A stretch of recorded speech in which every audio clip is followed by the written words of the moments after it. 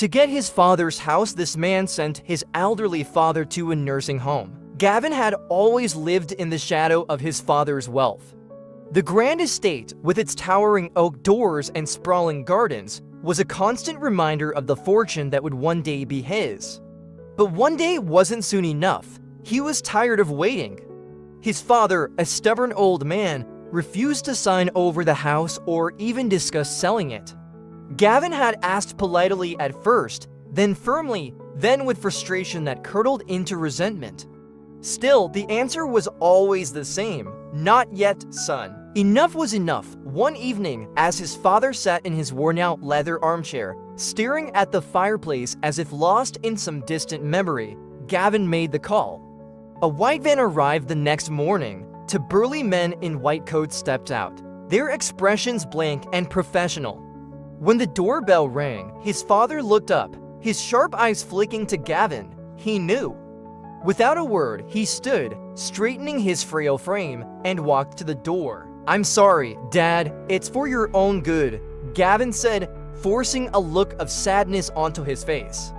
His father turned to him with an unsettlingly calm expression. Then, just as he stepped into the van, he smiled a cold, knowing smile.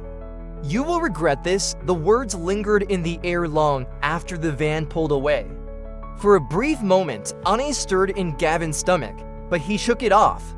Old man's just bitter. He thought, he'll adjust. With his father gone, the house was finally his to sell.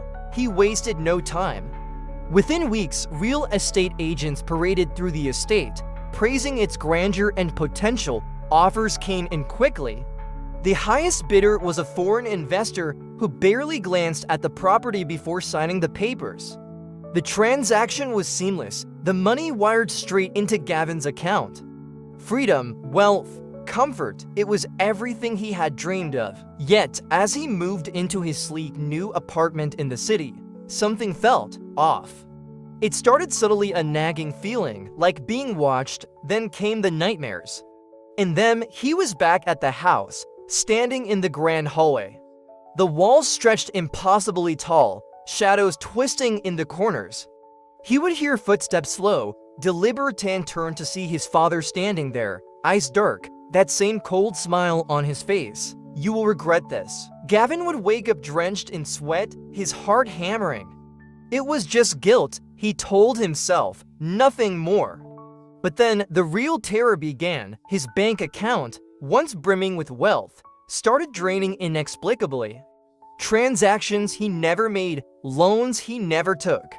Every attempt to stop it failed. Banks claimed his signature was on the documents. The authorities dismissed his claims as paranoia. Within months, he was broke. Desperate, Gavin tracked down the new owner of his father's house, hoping to undo whatever curse had begun the moment he sold it. But when he arrived, the mansion was abandoned. No, not abandoned and touched, as if no one had ever moved in. The furniture was still in place, the lights still worked, and in the dust that coated the floor, there were only one set of footprints. His father's voice echoed in his mind, colder than ever. "You will regret this." A deep chill settled in Gavin's bones. He realized, too late, that some things, some people should never be discarded. Because they never truly leave. Gavin's breath hitched as he stepped inside the abandoned mansion. Dust swirled in the dim light, but the house felt alive.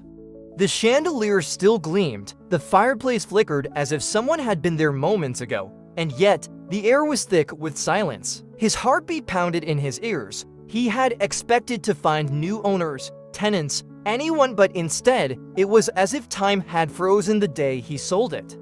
A creak sounded from upstairs. Gavin spun around, his pulse roaring. "Hello?" His voice cracked, swallowed by the vast emptiness. Nothing, just silence.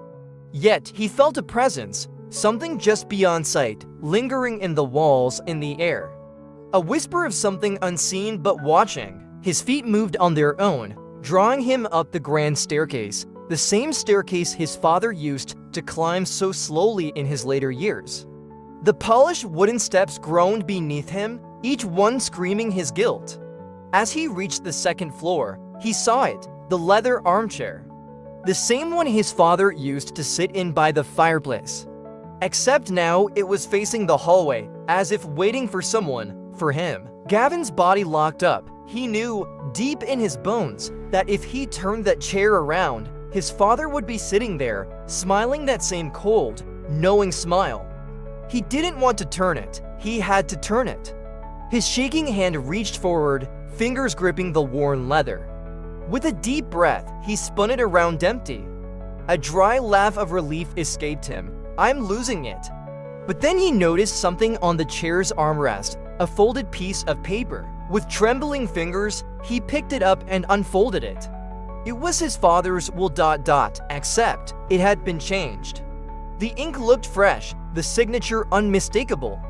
But the contents made Gavin's stomach drop into a bottomless void. Everything, the house, the estate. The bank accounts all transferred. To Gavin's father, but that wasn't possible. He was dead, right? A whisper curled through the air behind him. "You will regret this." Gavin whirled around. There, standing in the doorway, was his father. Pale, wrinkled, but alive and smiling. Not the warm smile of a forgiving father, but the smile of a man who had been waiting to take back what was his. Gavin stumbled backward, his breath strangled in his throat. "No, this isn't real," he stammered. "You died?" His father's voice was calm, amused even. "Did I?" Gavin's mind raced. This was impossible. He had seen the reports. He had signed the death certificate himself. But here his father was, standing right in front of him. And then Gavin noticed something horrifying, his father's shadow. It wasn't cast by the dim light in the hallway. It stretched unnaturally, reaching for him. Gavin bolted. He sprinted down the stairs, his heart slamming against his ribs. The front door was just ahead. He could escape, get away from this nightmare. But the moment his fingers touched the doorknob, ice shot through his veins. His hands wouldn't move. The door wouldn't budge. It was as if the house itself was holding him captive. Behind him, the slow, measured footsteps descended the stairs. Click, click, click. Each step deliberate, each step closer. Gavin turned, pressing himself against the door as he faced his father. Or whatever thing his father had become. "You took everything from me," Gavin gasped. His father chuckled, shaking his head. "No, son, you took everything from yourself." His voice was deep, layered, as if more than one presence spoke through him. Gavin's vision swam. The walls of the house seemed to pulse, breathing in and out like a living thing. Then he realized he wasn't in control anymore. The house, the wealth, the power, none of it had ever belonged to him. It had always belonged to his father, and now, so did he. The next morning, the neighbors noticed something strange. The grand estate, which had stood lifeless for months, suddenly had lights glowing in the windows. The front door was open, just a crack. And sitting by the fireplace in the worn leather armchair was Gavin. His eyes were distant, blank, his body frozen in place. And on his lips, a faint, cold smile. Just like his father's, because Gavin had finally learned. Some debts can never be repaid, some regrets never fade. And some houses never let go. Days passed, then weeks. But Gavin never left the chair. Neighbors grew concerned. A real estate agent, hoping to finalize paperwork on the already sold property, stopped by to check on the house. The moment he stepped inside, a deep unease settled over him. The air was heavy, thick with something he couldn't explain. The house should have been empty. But it wasn't. By the fireplace, he saw a man, Gavin, sitting in a worn leather chair. His posture was stiff, his hands resting on the armrests, his head slightly tilted as if listening to something no one else could hear. "Mr. Gavin?" The agent called hesitantly. No response. The agent swallowed hard and took a step closer. That's when he noticed Gavin's eyes. They were open but unfocused, lifeless.